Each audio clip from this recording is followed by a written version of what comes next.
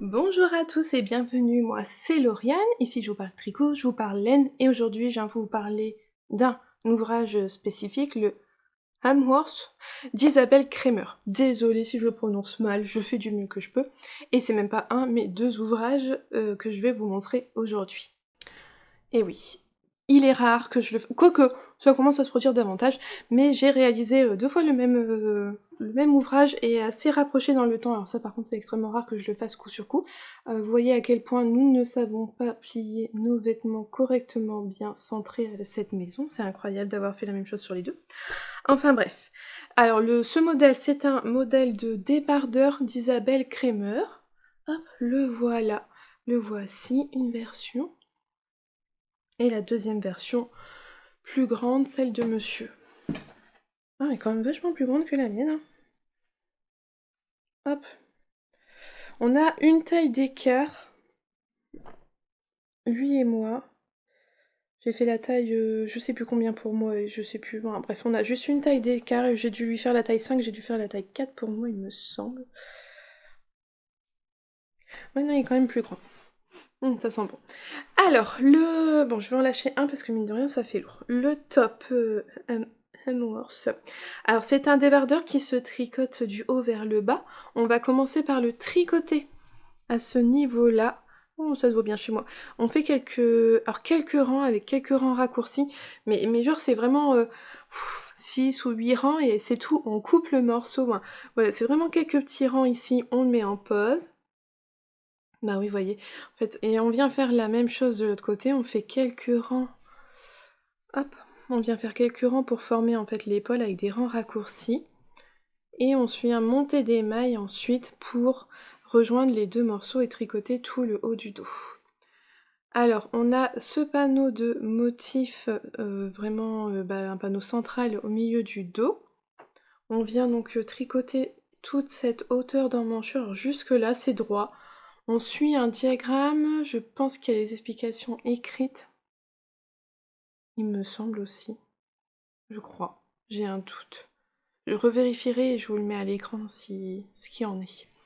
Donc on vient tricoter tout le dos. On fait des augmentations, vous voyez, pour former l'emmanchure. Ensuite, on vient reprendre au niveau de ses épaules. Hein. C'est une construction vraiment classique de pull. Hop, on vient reprendre ses épaules. Donc là, par contre, vous voyez, comme c'est le devant, c'est beaucoup plus ouvert. Donc on vient faire un demi-devant. Avec aussi ici, à ce niveau-là, des rangs raccourcis pour former l'épaule. On fait un demi-devant avec des augmentations pour former l'encolure. On fait la même chose de l'autre côté. On vient rejoindre et on retricote à la même hauteur jusqu'à ce niveau-là le panneau de motif devant. Idem, on fait des augmentations à ce niveau-là. Alors c'est hyper bien pensé, quand on vient monter ses mailles à ce niveau-là, les premiers rangs, elle prend déjà en compte, elle nous dit, je sais plus moi, faire un jeté, une diminution, elle nous fait faire déjà le motif, dès le départ elle l'installe, elle le met bien en place, après moi j'ai suivi un diagramme, et je sais qu'on suit exactement, elle nous dit vous tricotez tant de rangs, à partir de là vous faites telle augmentation, ainsi de suite, et ça fait que quand alors on fait tout le dos, on respecte tout. Alors c'est peut-être même pas une certaine hauteur qu'on doit faire, c'est on suit rang par rang. Ça doit être vraiment, vous faites tant de rangs, vous répétez tant de fois le motif.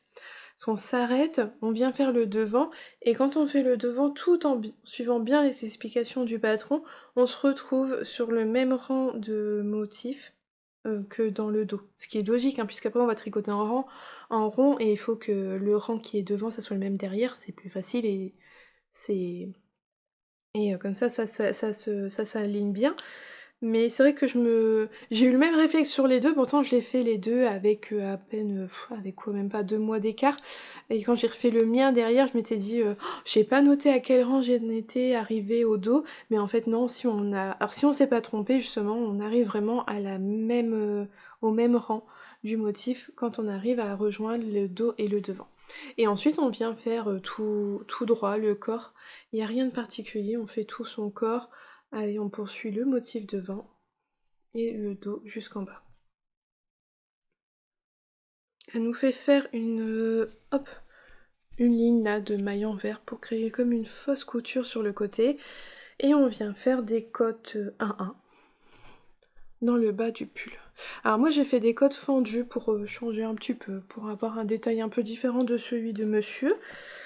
Hop, et le sien je l'ai fait normalement, j'ai fait des côtes en rond normal. Une fois que j'ai eu passé les emmanchures, que j'avais bien tout rejoint en rond, j'ai fait tout de suite la bande d'encolure et les bandes d'emmanchure parce que bah déjà tout de suite on voit mieux, on a un meilleur rendu du top. Parce que tant qu'on fait pas, en fait sur ce genre de projet là, tant qu'on fait pas les côtes ici au niveau des emmanchures, ça fait vraiment une grande emmanchure. Les côtes viennent vraiment bien resserrer la chose. C'est vrai qu'on peut penser au départ que c'est vraiment beaucoup trop grand, mais une fois qu'on fait les côtes, bah ça resserre bien et finalement c'est la bonne taille. Et après comme ça je m'étais dit, j'avais fait tout ce qu'il fallait en haut, tout le reste de ma laine pouvait passer dans le bas du corps, parce que à la base par rapport à ce qui était préconisé par Isabelle Kremer, on était un peu juste pour la taille de mon homme. C'était vraiment tout pile juste. Et au final il m'est resté un petit peu de laine, donc on a été bon, et pourtant je lui ai fait la longueur. Alors j'ai suivi la longueur préconisée dans le patron, lui il aime bien les choses qui sont bien longues, mais finalement ça lui convient bien. Ça lui convient parfaitement bien. Puisque le but étant de le porter quand même sur une chemise, je voulais qu'on voit dépasser un peu sa chemise en dessous du pull.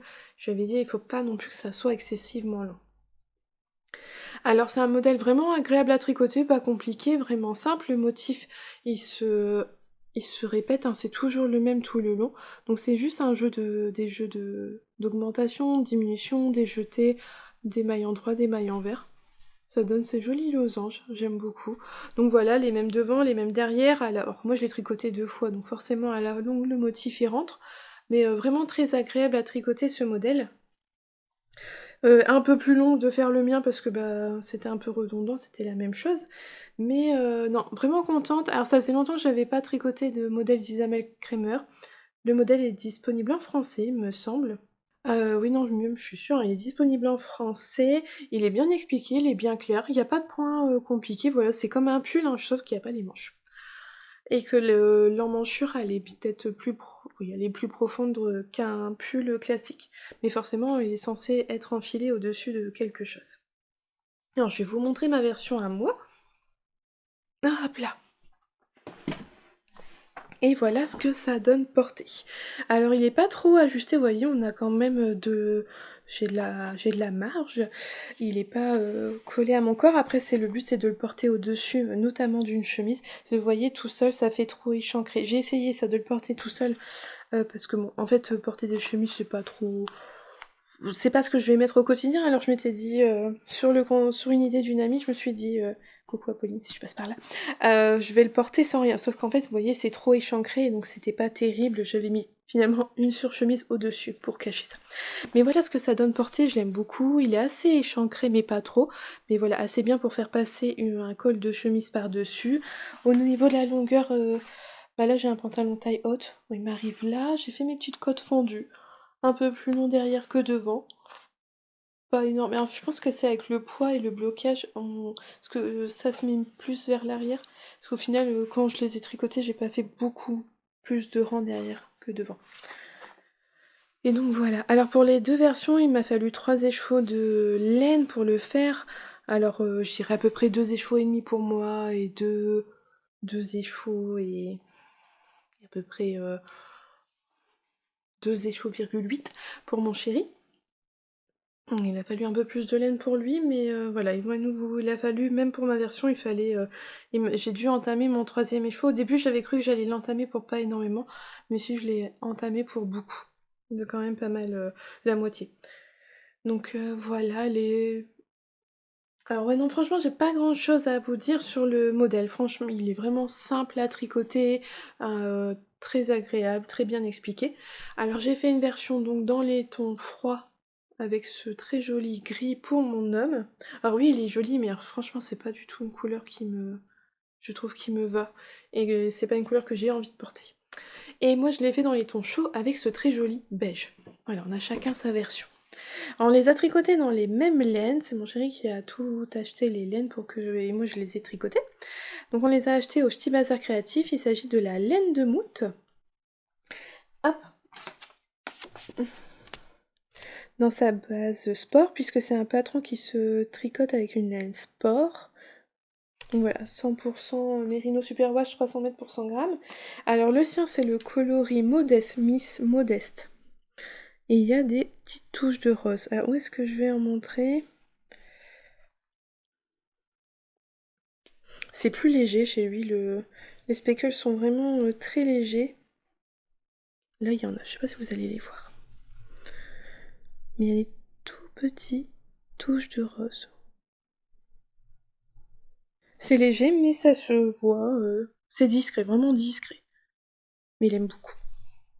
Et le mien, donc toujours, bah, c'est vraiment la même laine, c'est la même base, tout ça. Et moi, c'est Miss Sunny, donc c'est un beige avec des speckles jaunes qui sont quand même plus voyants, vous voyez, que les roses sur Miss Modeste. La laine, elle est super douce, super agréable, un vrai bonheur. Enfin, moi, je suis jamais déçue avec les laines de Catherine, de laine de Mout, j'aime beaucoup, c'est une douceur. Franchement, ça a été vraiment un plaisir à tricoter, aussi bien pour la laine que pour le modèle, vraiment très agréable. Voilà, si vous avez envie de quelque chose, d'un petit haut pour mettre au-dessus d'une chemise, hein, franchement ça a fait sensation. On avait des événements, quand je les ai alors celui de mon homme, et il a pu lui le porter pour les événements, on avait baptême et communion, et c'est vrai que ben ça rend bien, ça fait classe, ça fait beau, ça fait chic, voilà, c'était vraiment ça fait habillé, très joli, mais hyper confortable. Moi, mon homme, il m'a dit, bah, au-dessus de sa chemise, il le sentait pas, il était hyper bien, il a pas eu trop chaud avec, il a été, vraiment très, très content. Lui qui avait l'habitude de porter des petits vestons là, qui serrent et qui boudinent, enfin, il m'a dit ça, c'était vraiment bien, il en était, super content. Ah ouais, non, non, il en est vraiment ravi, et il va me je sais qu'il va le remettre maintenant à chaque occasion, il n'y a plus besoin de chercher à Noël, Nouvel An, ça va être le truc qu'il va porter facilement. Là, on va avoir un anniversaire le mois prochain, ça m'étonnerait même pas que maintenant il me sorte sa chemise exprès pour le mettre. Parce qu'il l'a beaucoup. Ouais, quoique non, au mois de juillet il va faire chaud. Ouais, peut-être pas quand même. Mais voyez, je pense que maintenant voilà, il va porter ses chemises plus facilement grâce à ça. Bon bah voilà, c'était vraiment une vidéo courte, hein, parce qu'il n'y a pas grand chose à dire sur ce patron, c'est vraiment simple et efficace. Pas de technique compliquée, pas de points compliqués. Non, j'ai rien remarqué de particulier sur ce modèle. Ah, je constate que le chat a dû aller dormir dessus parce que je vois qu'il y a des fils qui ont été tirés. Ça, c'est parce que monsieur laisse son placard ouvert. Ou alors, quand il est censé ranger ses tricots, il ne les range pas tout de suite. Mais forcément, le chat, ils adorent. Voilà, j'ai réparé. Mais non, ouais, franchement, bah, un patron accessible aux débutants. Si vous voulez faire un patron en anglais, bah, comme il y a la version française, cela peut vous aider. Si jamais il y a quelque chose que vous ne comprenez pas, bah, vous pouvez vous référer à la version française. Moi, je trouve que c'est toujours bien, quand on n'a jamais fait un patron en anglais, de prendre un patron où il y a une version française. Comme ça, si vous êtes bloqué, bah, vous restez pas bloqué, vous pouvez vous aider avec l'autre version. Alors, ce patron, moi, il m'avait été offert par Yolande. Merci énormément encore à toi si tu passes par ici. Alors, ça avait été une idée un peu folle de mon chéri. Quand on avait été donc au Ch'ti Bazar Créatif, on avait vu une tricoteuse qui avait un très joli débardeur comme ça. Elle l'avait fait en fingering et mohair blanc avec des torsades. Il était super beau et il m'a dit « Ah, je veux ça !» Donc là, je me souviens encore en train de boire un café, et puis alors lui en train de boire son café, et moi sur Ravelry à trouver un modèle qui lui corresponde. On voulait pas en déca pour essayer un peu de diminuer quand même le budget. On avait trouvé ce patron-là, et après je vous en avais parlé, et Yolande m'avait très gentiment offert le patron, donc encore un grand merci à toi. Donc sinon il est disponible au prix de 6,50€ sur Ravelry. Et au niveau de la laine, donc on l'a acheté au Ch'ti Bazar Créatif chez Laine de Mout, on avait payé 20€ les chevaux, donc soit 60€ pour chaque top, sachant qu'on a pas mal de reste en fait. Moi j'ai utilisé 2 écheveaux et demi, un peu plus pour celui de mon homme, donc lui il rentre quand même dans ses frais. Moi c'est vrai qu'il me reste un peu de laine, dont je ne sais pas quoi faire puisque c'est de la sport et c'est pas un fil que je tricote énormément. Mais voilà, donc 60€ chacun, et bon bah 6,50€ pour le patron, mais moi qui m'avait été offert et qui a été tricoté 2 fois. Donc pour une fois c'est vraiment bien rentabilisé. Bah voilà, j'espère que ce petit retour dessus vous a plu. Je sais pas si c'était vraiment intéressant, mais on sait jamais. Si vous voulez ressavoir un peu la construction, voilà, je vous l'ai redit un peu comment elle se faisait. En attendant, je vous souhaite une belle journée ou une belle soirée en fonction de quand est-ce que vous regardez cette vidéo, et surtout un bon tricot, et je vous dis à bientôt. Bye!